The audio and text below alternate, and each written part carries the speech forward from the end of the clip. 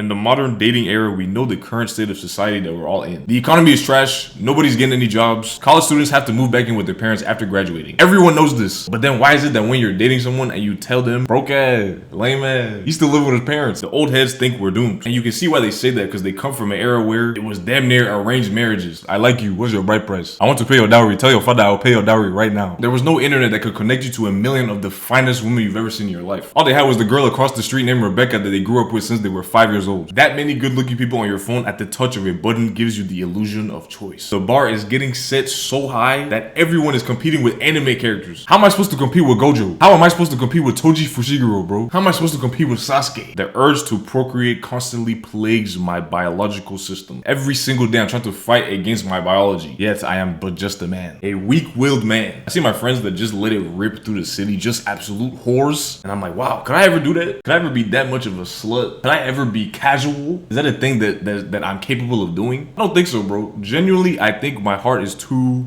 soft. The minute you tell me, oh, I thought we were casual, so yes, I'm talking to other people, I'm gonna fall to my knees and break down crying. And I could never do that open relationship bullshit, bro. I would open a hole in my chest with a shotgun. That casual lifestyle is not for me. I don't knock the people that do it, obviously. Hey, more power to you. You cold-hearted individuals. You people probably have icicles dripping from your aortic valve. Spending money on the person you love is not a bad thing at all. What else are you gonna use it for? You just have to get more realistic, bro. The problem arises when you saw Jada Wida get a crocodile Birkin on Instagram. Now you think that that is what constitutes real love, or somebody really deeply caring about you as a person. If you can afford the crocodile Birkin, yes, you know what I'm saying? Why not? But if you can't afford the Birkin, why not find another bag that is just as nice for like 20% of the price? The point I'm trying to make is our focus should be on different things, more important things. If somebody thinks that they can buy your love, whatever it is, a car, bunch of roses, jewelry, then the likelihood of that person doing the actual work to respect you as their partner is very low, unfortunately. I do think choice is a good thing to have, though. Let's all be the prize. It doesn't have to be just women. It doesn't have to be just men. I think that's good for self-esteem. Like, everybody should feel like the shit. But with the true notion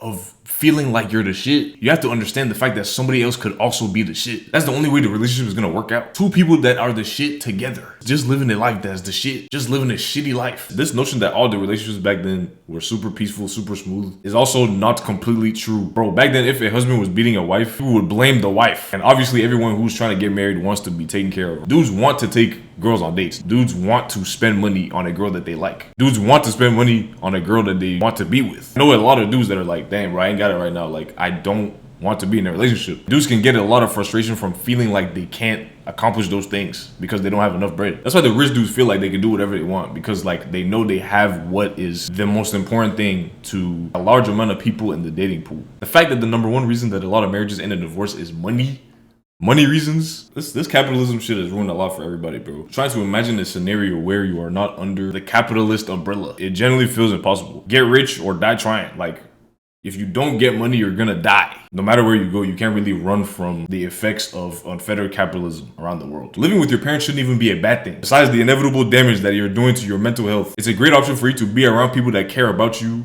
while figuring out your life, while stacking bread, while figuring out who you want to be. But living with your parents, living in your community has become a demonized thing, because Western society tells you that the right thing for you to do is achieve economic independence as soon as possible and move out on your own and be by yourself and start your own family and continue the process. But there's a reason for that saying, it takes a village. You're supposed to have aunties, uncles, family members in your life, or chosen family. We're not supposed to do this alone. As human beings, we're social creatures. Even the most neurodivergent of us all crave to be truly understood by another person, or at least the pursuit of trying to be understood and trying to understand somebody else. AI is taking over data centers. Everyone hates flock cameras, and I'm so happy about that. It's been a long time since I've seen people get this united over an issue. Everybody hates flock cameras. No matter whether you're a leftist or you're super conservative, nobody likes mass surveillance.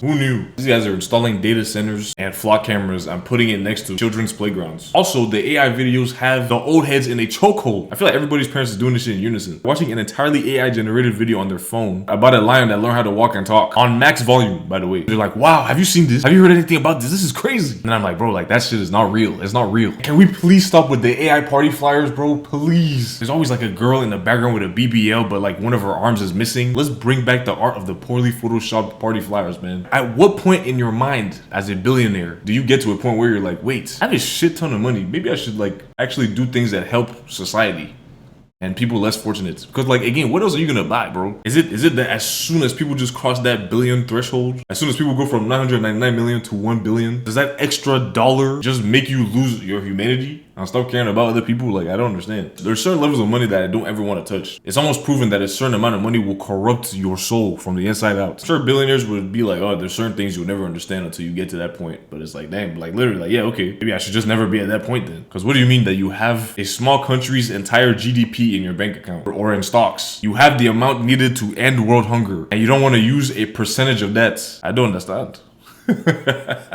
I don't get it. That's why everybody's doing drugs. Frank said rolling marijuana, that's a cheap vacation. Man. That's why that guy's a poet, bro. Some people do drugs for fun, and some people do drugs to escape. That's far less expensive than a trip to Punta Cana, to Cabo, to Ibiza. Drugs are the only escape that some people can afford, and that's a problem. Horse tranquilizer. When did we as humans start doing the drugs that are meant for animals? Is that also a fault of economic downturn? Hanging out with people that really party is always an eye-opening experience. And it be the girls that be turning up, bro. As soon as that Pink Whitney gets in rotation, only God knows what's gonna happen that night. And then boom, all of a sudden I'm seeing white powder substances on the table. Like, whoa, whoa, whoa, whoa, whoa, whoa. How do we get here? The sugar baby scenario crosses my mind every single day. There's way too many older women in my DMs that are ready. On one. Older women don't care because, like, I guess, like, they're mature.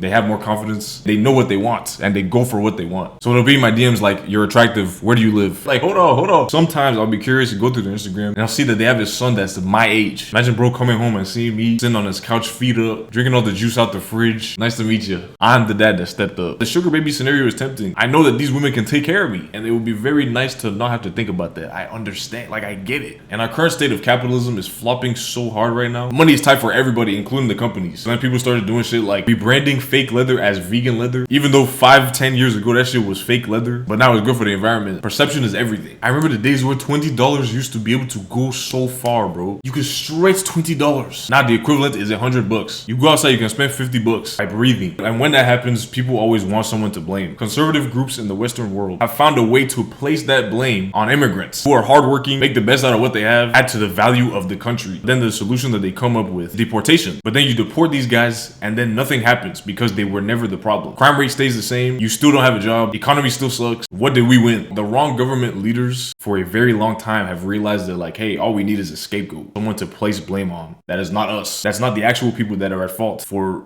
the majority of the issues that are going on right now. When you can unite a group of people around negative emotions, you can get them to do whatever it takes, whatever you want them to do to get where you want to go and aid your cause, thinking that that's what's going to help them to live a better life. But it never works that way. This shit keeps happening over and over again. And this is why we need to study history. Whoever doesn't know history is doomed to repeat it, right? We all know that saying. Bro, that shit is happening. Everybody knows that saying, but for some reason, history keeps repeating itself. But then now certain people are trying to rewrite history. Thank God we have the internet. Truth is still out there. But if people don't put in the effort to go and look for the truth and do their own research, that's when shit gets scary. If we want things to be better, we got to put in the work.